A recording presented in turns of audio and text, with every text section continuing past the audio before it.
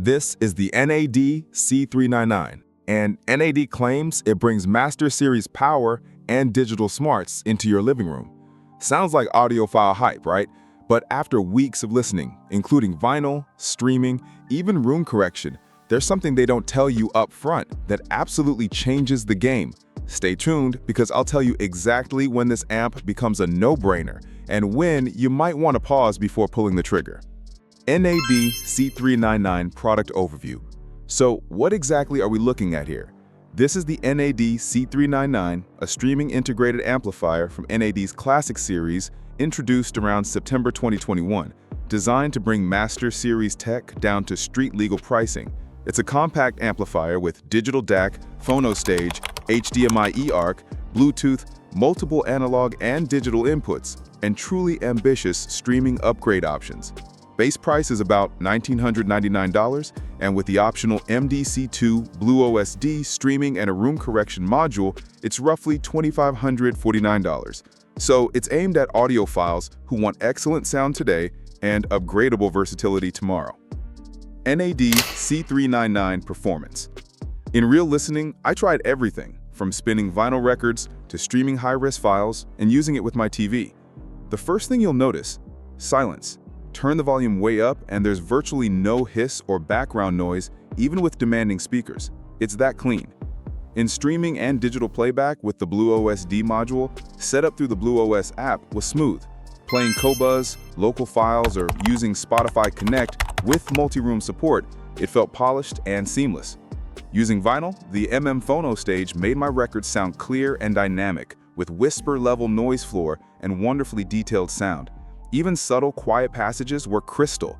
Seriously, you can push it hard and still not hear noise. One quirk: the HDMI eARC performance was hit or miss with my TV. Sometimes it worked flawlessly, other times I had to reboot the amp, unplugging power for 30 seconds before it worked again. Tech support said an improvement may be on the way. Bottom line: clean, powerful, and smooth sailing, aside from that occasional HDMI hiccup. Features and tech. HybridDigital nCore amplifier. This is NAD's trickle-down Masters Series Class D tech, rated at 180 watts per channel continuous and 250 watts peak, with very low distortion and tight control, so your music stays punchy and pristine, even with power-hungry speakers. ESS Sabre 32-bit 384 kHz DAC, the same high-end DAC chip from NAD's top amps, delivering clean, dynamic, jitter-free digital sound. Stream or feed it digitally, and it stays crisp and musical. MDC2 modular design with optional BluOS-D module. A really cool future-proof feature. Slide this module in and you add Wi-Fi, Ethernet streaming, BluOS multi-room, AirPlay 2, Spotify Tidal Connect, and crucially, Dirac live room correction. Two-way comms means Dirac applies to everything plugged into the amp. For the cost, that's huge. Design and build. Aesthetically, NAD went for understated elegance. No flashy LEDs or metal-milled loudness, just a modest black steel chassis, compact footprint, and a small monochrome display. It looks simple, but in a tidy way.